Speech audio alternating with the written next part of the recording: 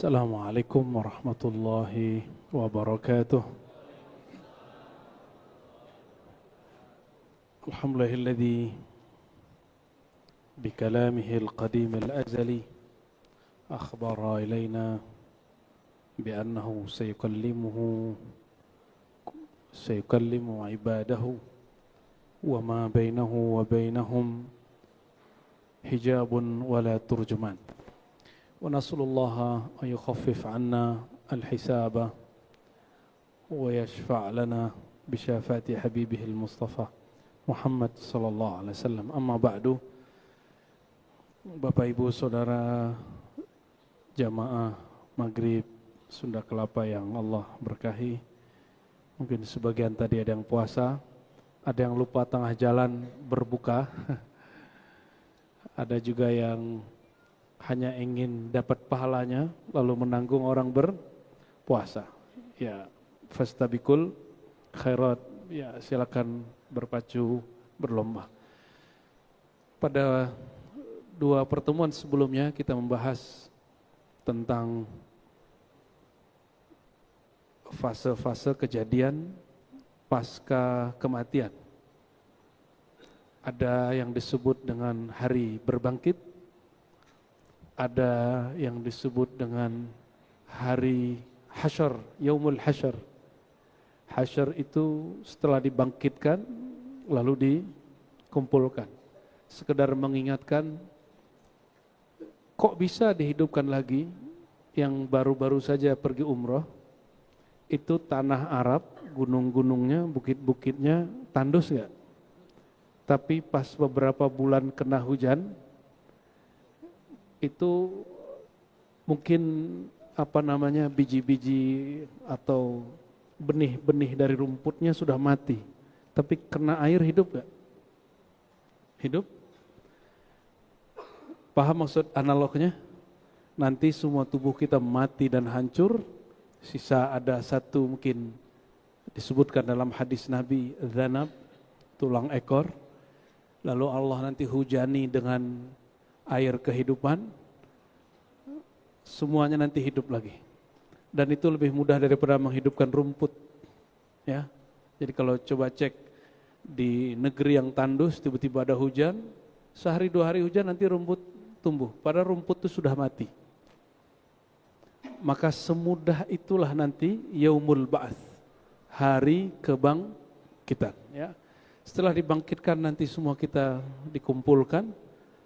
Dikumpulkan itu dua kali. Pertama kali di bumi ini, karena kita kalau mati di mana? Di sini apa di langit? Di sini. Berarti dibangkitkan di mana? Di sini. Lalu dikumpulkan pertama kali di sini. Baru dikumpulkan ke bumi yang bukan bumi ini. Al-ardu ghairil ard. Ke bumi yang bukan bumi ini. Dan sampai hari ini para ahli tafsir tidak tahu hakikatnya apakah bumi itu.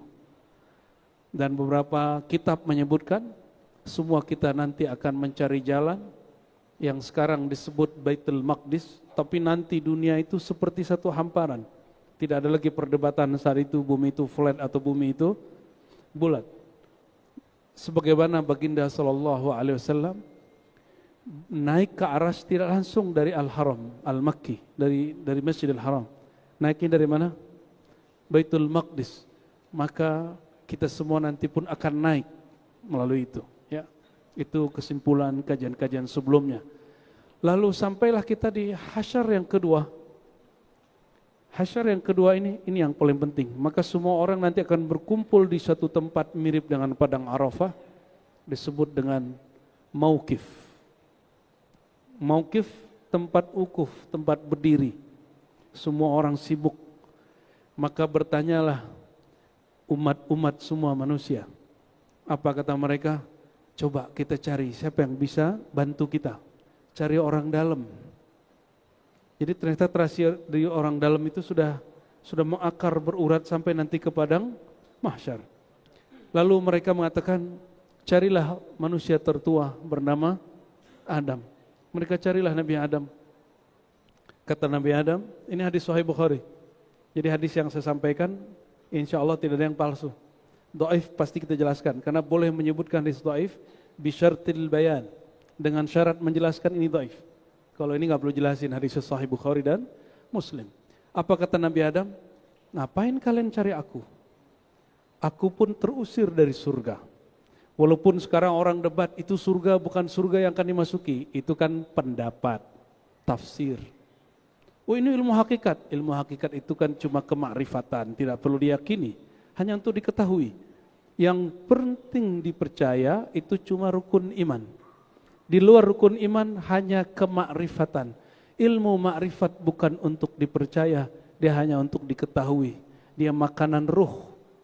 Sedangkan iman dia ketetapan di kolbu. Ya. Jadi kalau nanti ada perdebatan mengenai ini sorga yang mana nih, Adam yang mana, Adam yang ke-10.000 apa Adam yang ke-99.000, itu perdebatan kemakrifatan. Ya, dia tidak wajib diketahui, namun kalau ada orang yang penasaran secara keilmuan boleh cari tahu. Lalu tubuh kita ini bukan tubuh yang lama lagi. Jadi tadi sudah dikasih tubuh yang baru. Kalau tubuh yang ini jalan ke sini aja udah kecapean ya. Naik Grab, naik Gojek, naik taksi, atau nyetir sendiri. Karena tubuh ini terlalu lemah. Nanti Allah kasih tubuh yang baru, yang jika disiksa tidak mati-mati, jika dia dapat nikmat tenaganya unlimited. Masuk surga nanti ini jadi nggak perlu pakai obat kuat.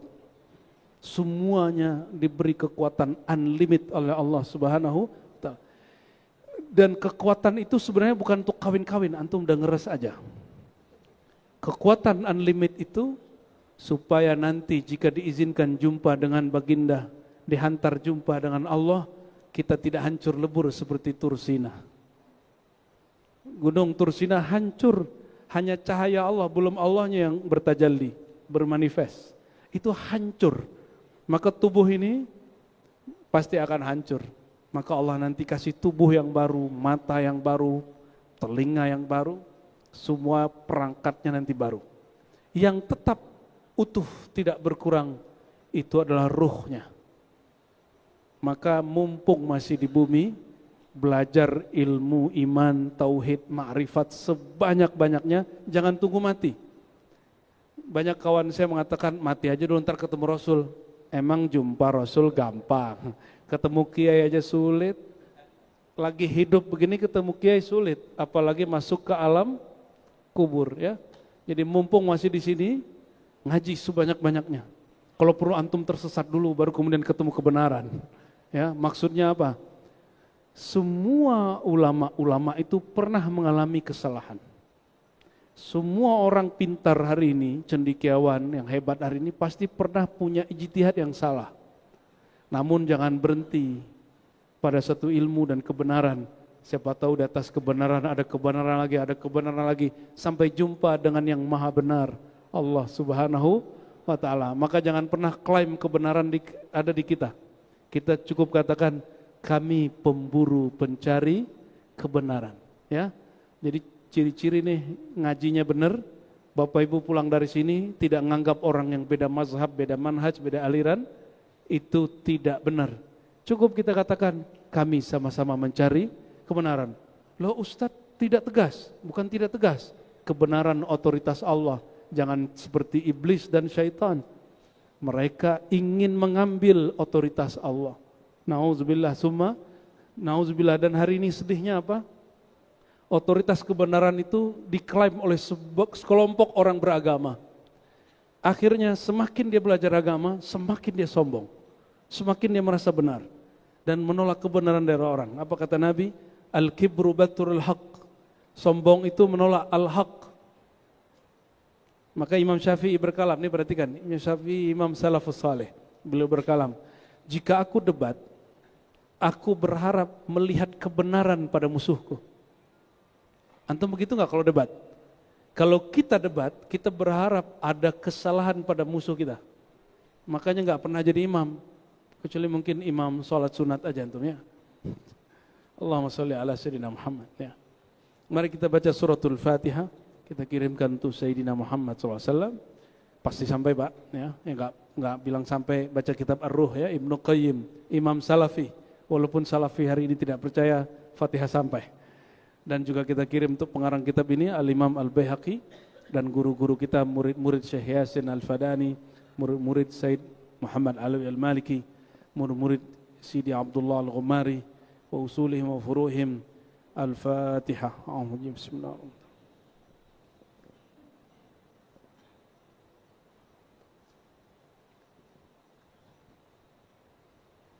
Sampailah kita pada, kalau sudah dikumpulkan, maka orang pertama kali dia akan diaudit.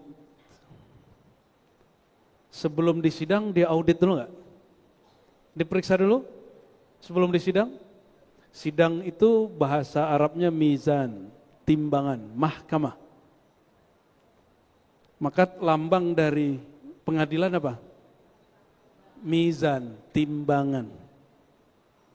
Dan tidak ada timbangan yang paling adil kecuali timbangan di akhirat. Maka antum jangan pernah berharap masuk ke pengadilan dapat keadilan. Jangan pernah.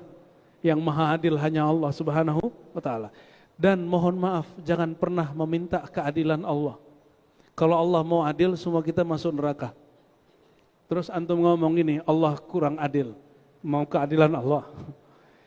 Allah itu selalu membuka suratnya Al-Quran Bismillahirrahmanirrahim, bukan Bismillahil adlil muqsid muntaqim.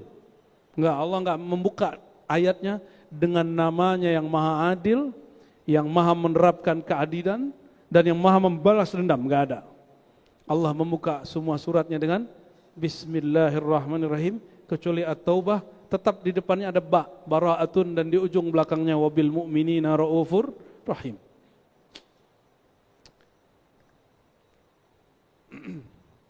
Sudah baca Fatihah? Sudah? Nyampe enggak? Enggak ketahuan ya? Yang penting kalau kita kirim Fatihah, itu pahala kita enggak berkurang. Ya, min ghairi ayyan qusa min ajrihi syai'a. Pahala bacaan dia enggak berkurang, tapi yang dia niatkan sampai. Ya. Imam Ibnu Qayyim itu sampai membahas kalau kita kirim ke 3 orang itu dibagi 3 enggak? Per 3 gitu. Sampai pembahasan begitu Pak di kitab Ar-Ruh. Kabar baiknya kitab itu sudah diterjemah. Saya anjurkan teman-teman membaca kitab itu. Ya, cari buku itu. Biar jangan hanya saya doang yang asing ngomong kitab. Biar kita connect ya. Dahulu orang Arab itu terbelakang. Di saat gerakan penerjemahan muncul, mereka bisa mengalahkan filsafat Yunani. Itu buku filsafat udah diterjemahin semua. Buku ilmu-ilmu mantik, kedokteran diterjemahin semua. Maka Ibnu Sina baca buku kedokteran Jelinus. Mereka baca. Kalau antum gak bisa bahasa Arab, ya bacalah terjemahannya. Lebih asik dengerin gitu ya. Ya sudah, dengerin aja. Setelah diperiksa, ya setelah dikumpulkan, maka muncul pemeriksaan. Bahasa Arabnya hisab. Kalau hisab bahasa amiyah di Saudi, itu membayar taksi Pak, upah. Jadi kita masuk ke taksi, kita bilang hisab, itu maksudnya mana argonya. Argonya udah bayar belum? Itu hisab. Tapi hisab dalam bahasa Al-Quran artinya orang diaudit amalannya. Semua yang dia punya, semua yang dia peroleh, untuk apa dia pakai, dan lain sebagainya. Maka disebutkan dalam surat Al-Haqqah. Al-Haqqah nama lain dari kiamat. A'udzubillahi minasyaitonir rajim. Bismillahirrahmanirrahim. Surat 19 ya. Ha'um muqra'u kitabiyah. Inni zanantu anni mulaqin hisabiyah. Fahuwa fi 'ishatir radiyah. Fi jannatin 'aliyah. Wa amma man utiya kitabahu bishimalihi fayaqulu ya laitani lam uta kitabiyah wa la adri ma hisabiyah ya laitaha kanatil qadiyah. Jadi nanti ada perintah, hai kalian, hitungannya sudah selesai, auditnya sudah selesai, semua sudah diperiksa. Iqra'u kitabiyah, bacalah kitabnya. Jadi masing-masing kita nanti baca kitab. Catatan, kitab di situ laporan report kita ngapain aja. insya Allah antum duduk di sini, ini laporannya baik ya. Kata malaikat, ini sadar tidak sadar, semoga nggak dengar. Kalau dengar bisa pingsan. Kata malaikat, Allah marhamhu. Ya Allah, sayangi orang yang duduk di sini.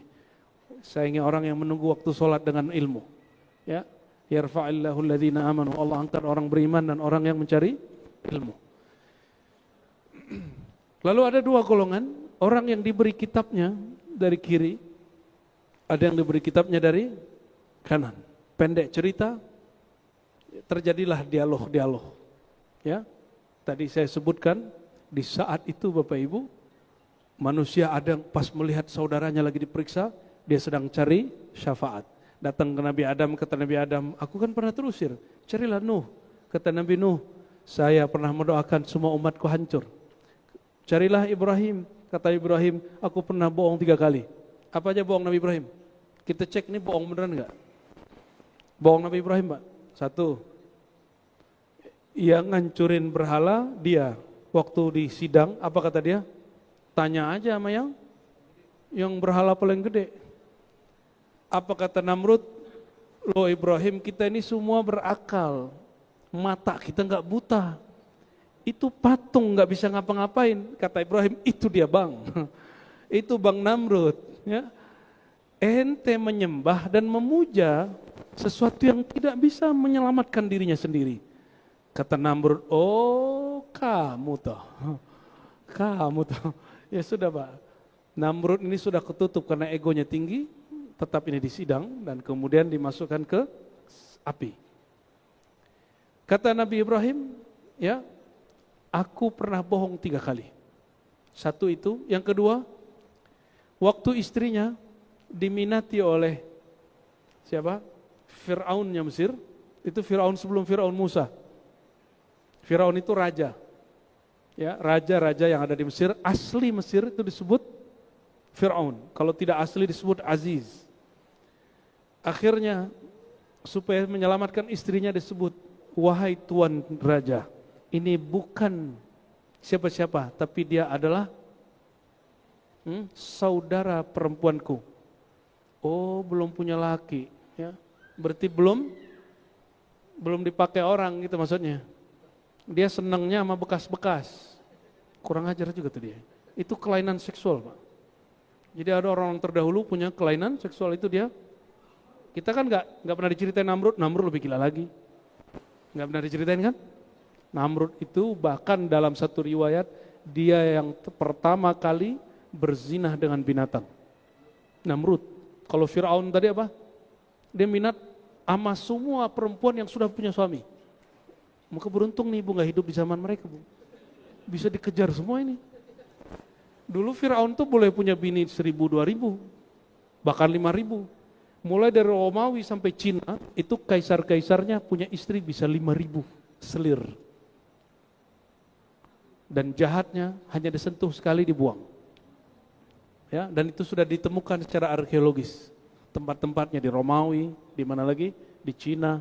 Lah Nabi kita cuma 13 orang barat hari ini protes. Iya. Nabi mereka dan Nabi kita Sulaiman, istrinya berapa? 400. Selirnya 600. Total berapa? 1000. Jadi waktu ada seorang yang matanya agak sipit Pak, saya nggak anti mata sipit karena mak saya matanya sipit juga. Jangan-jangan mak saya tuh Cina juga. Dia waktu itu saya ke Sumatera pakai baju koko tapi rapi. Dia bilang, kamu Islam ya? Oh iya Pak. Oh nabimu itu yang hypersex ya? Astagfirullahaladzim. Bapak ini sudah aki-aki kok cari permusuhan aja nih ya. Jadi yang rese itu kadang bukan kita aja Pak, mereka juga rese. Saya bilang, Bapak agama apa? Oh saya Katolik. Oke. Bapak baca Bible nggak? Saya nggak mau nyerang agama orang Pak. Saya lagi ngajak dia berpikir. Oh saya khatam Katolik, khatam Injil. Oke, Bapak sudah sampai di kisah-kisah para nabi. Ada namanya Solomon. Iya. Kenapa dengan Solomon? Berarti dia nggak baca tuh. Solomon itu baik di kitab suci Bapak ataupun di kitab hadis kami. Berapa istrinya? 400, gundik atau selirnya 600. Nabi saya cuma 13 Pak.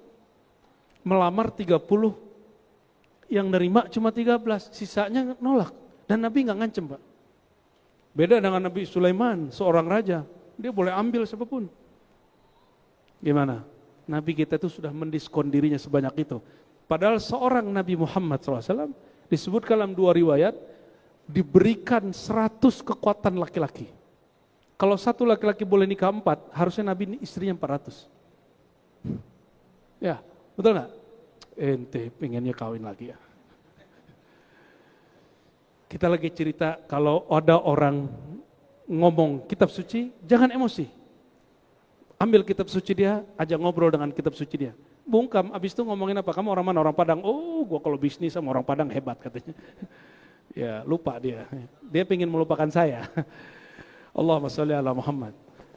Oke, ini Sayyidina Ibrahim ada satu lagi yang dia berdusta, tapi dustanya bukan dusta. Ketika dia mengatakan, inni saqim, ya Allah aku sakit, padahal dia masih sehat. Sering ngomong gitu gak? Lagi di mana bro? Udah di jalan. Jalan dari mana? Dari kamar mandi ke? Sering gak lakuin itu? Ustadz aja sering, apalagi ente ya. Makanya saya jarang ngambil ceramah jauh-jauh, kecuali sekali 2 kali aja. Kalau yang deket-deket kayak gini kan gampang Pak. Ya, alhamdulillahirabbil alamin. Kira-kira Nabi Ibrahim hanya berbohong dengan begitu, beliau merasa tidak pantas untuk memberi syafaat. Orang-orang kayak kita nih bisa beri syafaat nggak? Gimana? Nggak ada nih wajah-wajah syafaat di wajah itu. Nggak pantas kita ngasih syafaat. Kecuali Rasulullah kasih mandat. Ya, nanti ada kisahnya sampai ke sana. Semua para nabi yang ditolak oleh kaumnya, itu nanti ada kisahnya luar biasa. Apa kata para nabi? Nah, kita langsung saja loncat ya. Para nabi itu disebutkan dalam Al-Quran, surat Az-Zumar ayat 69, waji'a bin nabiyyina wasyuhada wa qudiya bainahum bil haqq wa hum la yuzlamun. Dan didatangkan para nabi dan syuhada, ditetapkanlah suatu keputusan di antara mereka dan mereka tidak dizalimi. Surah An-Nisa, faqaifa idza ji'na min kulli ummatin bisyahid. Bagaimana pendapatmu jika kami datangkan setiap umat dengan seorang syahid? Siapakah syahid itu? Waji'na bika ala haula'i syahida. Saksi itu adalah engkau. Jadi nanti Nabi Nuh, ketika nanti dipanggil Nabi Nuh disidang oleh Allah.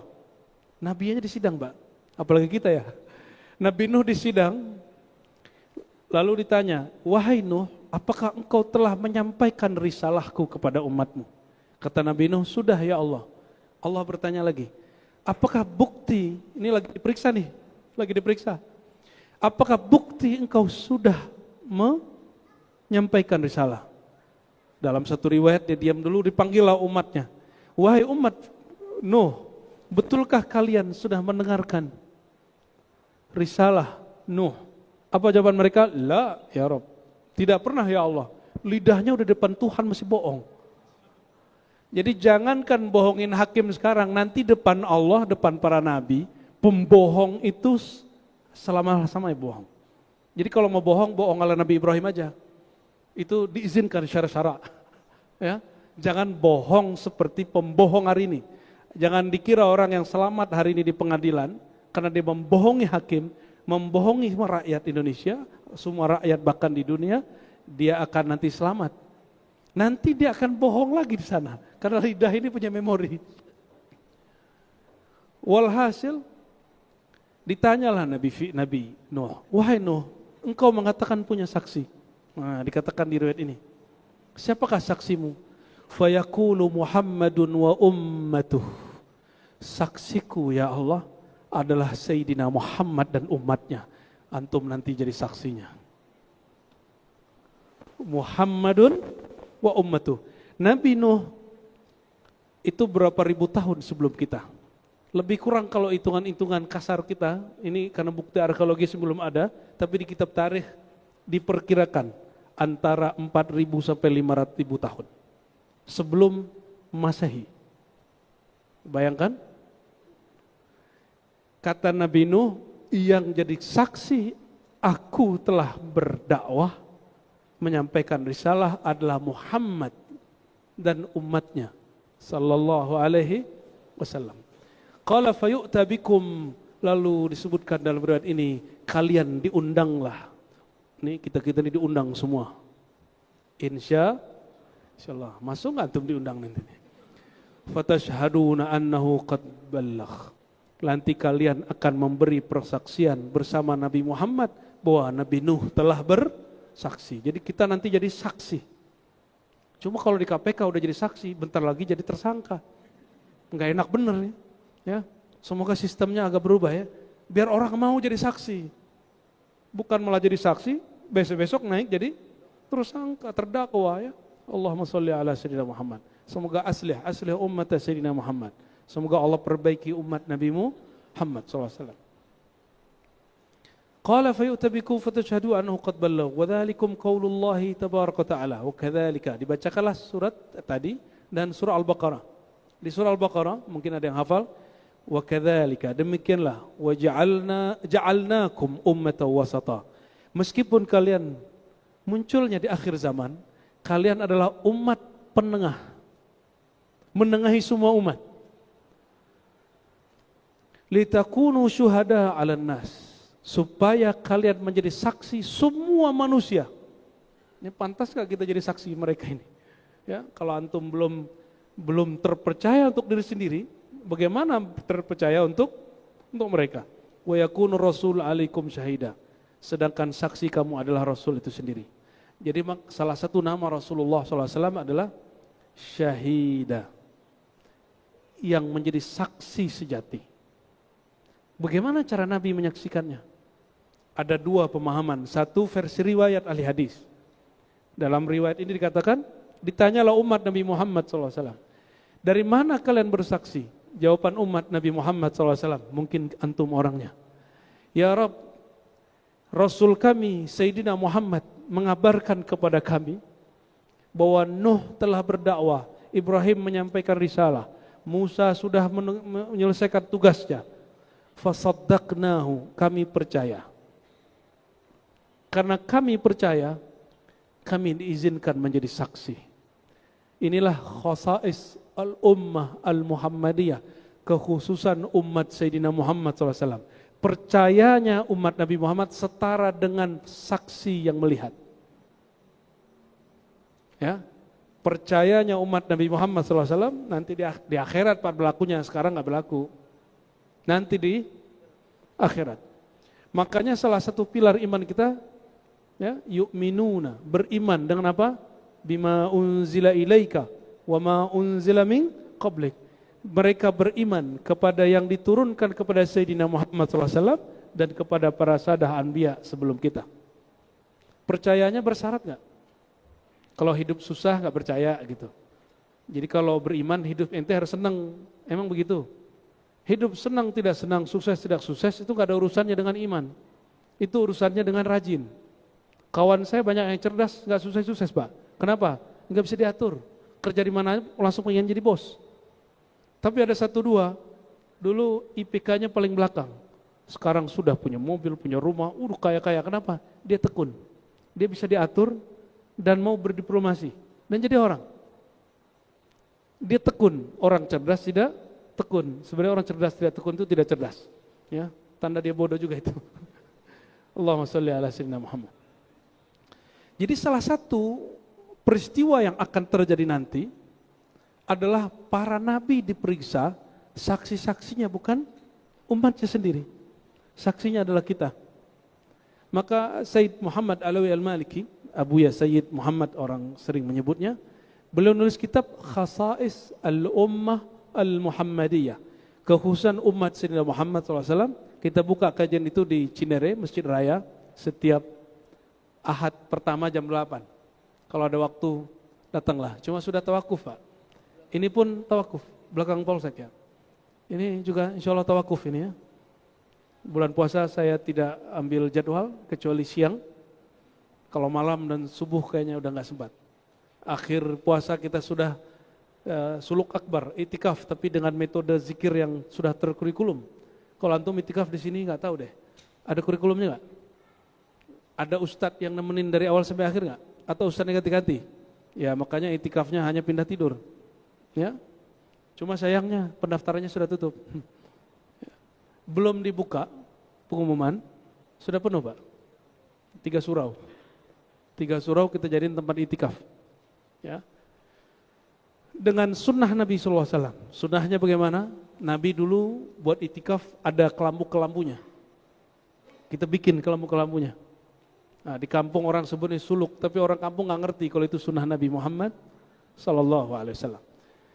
Kembali ke teks ini, kita kan mengira, kira-kira nih antum nih, diperiksa oleh Allah atau diperiksa oleh malaikat, pilih mana? Disidang oleh Allah, disidang oleh para malaikat, pilih mana? Beneran, apa alasannya ayo? Apa alasannya? Apa? Waduh mantap, kapan ente ngaji marifat itu? Ya, itu benar sekali itu. Kalau malaikat tidak disifati Rahman Rahim kecuali malaikat rahmat. Malaikat yang bertugas mengaudit hisab kita, yang bertugas untuk mengadili kita di mizan, itu tidak ada rahmah-rahmahnya. Hasilnya A, temuannya A, terbukti, langsung digiring masuk neraka. Jadi mereka SOP-nya rapi sekali. Nggak bisa pakai ketemu 3 jam sebelum sidang, nggak bisa. Ya, pakai kardus nggak bisa. Ya, kan hari ini nggak bisa pakai transfer ya. Dianterin pakai kardus. Ya, kardus mie enak bener ya. Nggak bisa begitu. Kenapa? Karena malaikat itu dicipta melebihi canggihnya semua robot. Dia nggak ada satupun miss sama sekali. Bergeraknya betul-betul sesuai titah Allah, apa instruksinya dia lakukan persis seperti yang Allah lakukan, yang Allah perintahkan. Maka disebutkan di sini, suatu saat dalam peristiwa pemeriksaan itu dikatakan, surat Fussilat, ini juga ada di surat Yasin yang mirip. Wa qalu li juludihim lima syahidtum alaina qalu antaqana Allahu alladhi antaqa kulla syai'. Jadi tadi masih ingat orang yang diadili itu masih bisa bohongin Allah enggak? Masih bisa ngeles?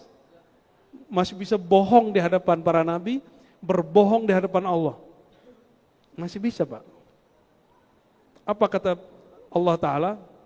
Lalu disuruhlah diam, dibungkam lisannya dan dikasihlah hak kepada tangan, kaki, semua anggota tubuh untuk menjawab. Dan mereka menjawab beda dengan lisan. Peristiwa ini direkam di Quran, pada kejadiannya belum.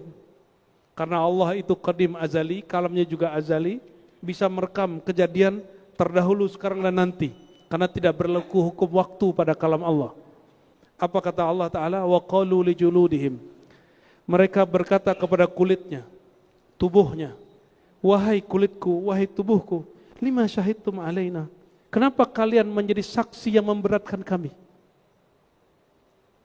Qalu antaqana Allahu alladhi antaqa kulla syai'.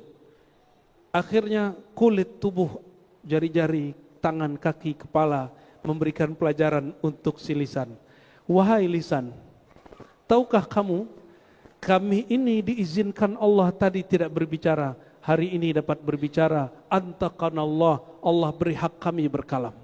Sebagaimana Allah mengizinkan segala satu berkalam. Saat Nabi jalan-jalan di bebatuan Mekah, itu batu-batu baca salam. Siapa yang bikin mereka dapat berkalam? Allah. Allah sanggup? Sanggup. Nabi melewati pohon, pohonnya baca salam. Siapa yang sanggup melakukan? Allah. Nabi kemudian mengatakan kepada Jabir, "Hei Jabir, aku hendak buang air kecil, tapi tidak ada toilet, nggak ada jamban. Coba kamu panggil 2 batang pohon kurma itu ke sini." Coba kalau ente digituin sama orang, pulang-pulang gila kan, ngomong-ngomong sendiri balik. Ya. Jabir nggak gila Pak, Jabir nggak merasa sakti. Jabir patuh, dia nggak bilang bisa nggak ya, bisa nggak ya, nggak. Apapun kata baginda Sallallahu Alaihi Wasallam dia kerjakan. Dia panggil, itu pohon bisa ngomong. Dalam satu riwayat pohonnya syahadat dulu baru nutupin Nabi. Onta datang ke Nabi nggak bisa ngomong, langsung bisa ngomong syahadat ke Nabi SAW. Dob, biawak, datang ke Nabi kan nggak bisa ngomong, langsung bisa ngomong. Domba segala macam. Ya, maka poin kajian kita malam ini apa? Hati-hati dengan tubuh ini. Tubuh ini merekam dan dia memori yang diabadikan oleh Allah SWT, memorinya. Walaupun ini hancur tubuh ini, kan ada chipnya tersimpan di tulang ekor. Gimana kalau orangnya hancur? Masih ingat Nabi Ibrahim? Nabi Ibrahim diperintahkan Allah karena dia nanya, ya Allah, aku masih galau. Caranya gimana engkau nanti mengembalikan bangkai-bangkai yang hancur? Kan nggak ada dulu pertanyaannya di bom di Hiroshima, kan nggak ada. Itu belum ada bom. Apa kata Allah? Ambillah beberapa ekor burung, lalu cincang-cincang sampai nggak jelas mana kepala yang mana, kaki yang mana. Lalu sebar di banyak gunung, lalu panggillah. Setelah dipanggil datang, yang manggil Nabi Ibrahim. Kalau yang manggil Allah gimana? Datang dan terwujud seperti semula. Al-Quran bohong? Gak mungkin. Nabi Ibrahim bohong? Gak mungkin. Maka antum nanti itu bisa tuh, ya Allah panggil nanti semuanya. Jadi tubuh ini bukan milik kita. Ini milik Allah Subhanahu wa taala. Jangan biarkan dia bermaksiat. Kalau bermaksiat istighfarkan. Maka kami di Ribat, kita ada namanya talqin istighfar, mengistighfarkan anggota tubuh satu-satu. Supaya mereka nanti enggak bersaksi buruk. Nanti mau saksi dia bilang, gue udah minta ampun katanya. Ya, nanti gitu Pak, insyaallah. Insyaallah. Fadhal azan. Lanjut. Kadang tanya jawabnya nggak nyambung kadang ya. Karena ada yang tanya jawab tapi curcol. Tadi pertanyaan kita apa? Pilih diperiksa Allah, disidang Allah, atau oleh malaikat. Apa jawabannya yang tepat? Nah, ini ada riwayatnya ya. Dan riwayat Imam Muslim, Anas bin Malik radhiyallahu taala anhu berkalam, apa kata beliau? Kunna ma'a Rasulillah sallallahu alaihi wasallam fadhahika. Kami bersama baginda sallallahu alaihi wasallam, tiba-tiba beliau tertawa. Jangan bayangkan Nabi ketawa kayak aneh ketawa. Ya, hahaha gitu enggak begitu. Beliau tertawa itu cuma kelihatan senyumnya. Gigi beliau itu kan agak sedikit jarang depan, agak sedikit kebuka antara gigi yang apa namanya, gigi seri ya. Enggak rapat-rapat banget kayak antum ini ya. Jadi beliau ini giginya ya, begitulah. Tapi orang melihatnya seperti rembulan. Ya. Sayyidina Muhammad SAW tiba-tiba tersenyum, dan para sahabat kalau melihat Nabi senyum itu langsung senang, bukan main. Faqala atadruna mimma adhaq. Kamu sadarkah aku tersenyum, tertawa kenapa? Kalau ente mungkin bilang ya, kayaknya guru kita udah gila deh gitu ya. Ya, kalau sahabat enggak. Kenapa? Karena Al-Quran mengatakan wa ma sahibukum bimajnun.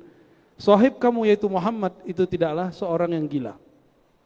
Maka sahabat dengar ayat itu, kalau Nabi bicara sendiri, Nabi tiba-tiba tersenyum, tiba-tiba nangis, mereka paham Nabi sedang mendapatkan ahwalnya wahyu atau diperjalankan rohani ke masa depan, mi'raj rohani.